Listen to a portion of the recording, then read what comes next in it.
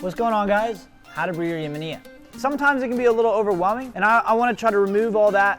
Let's simplify this down. We haven't brewed it with every single brewing method. We are unaware of what the best method is. A couple of the variables that are the most important for you that you can control at home. Water, one of the #1 ways that you can control whether your coffee is going to taste good or not. So what we did in your box is we included a 3rd wave water packet. Is you want to go ahead and grab a bottle of distilled water. You get this, you toss it in a 1 gallon distilled water, shake it up, boom, you're ready to go. Brew ratio, water to coffee, we say between a 15:1 to 17:1. If you have a scale at home, I highly recommend you pop that out, because when you're talking about volume with measuring cups, you're unable to really replicate, especially, are you scooping it whole bean or are you scooping it ground? If you're scooping it whole bean and it's a darker roast versus a lighter roast, that bean stretched and grew and expanded in the roasting process. So again, the weight is going to be different with a volumetric based measuring. If you don't have a scale at home, to be frank, I don't know what to tell you other than you can get a great cheap scale on Amazon for $10. Actually, screw it, don't go to Amazon. Why would we support Jeff Bezos? So when we talk about ratio, we're talking about weight in grams, 15, 17 to 1 ratio.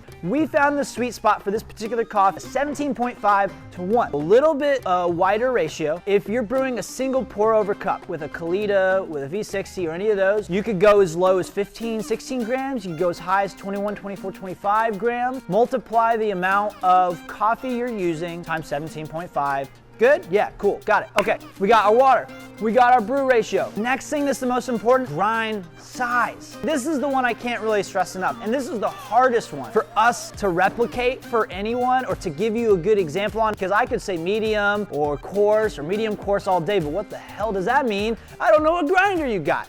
But here's what I will tell you. We grind our coffees on an EK43, EK47. Is it EK43? AK47. What we found when we were doing smaller single cups, 15 grams, we were trying to save our money. We were grinding it at about 2/3 of the way of the dial. I know that means nothing to you. I would call that a medium to coarse. But again, you're gonna wanna kind of adjust that a little bit based off your brew method.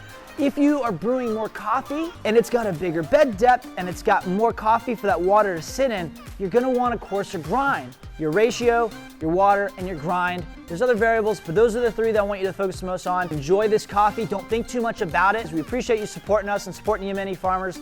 And holler at us if you have any questions, all right?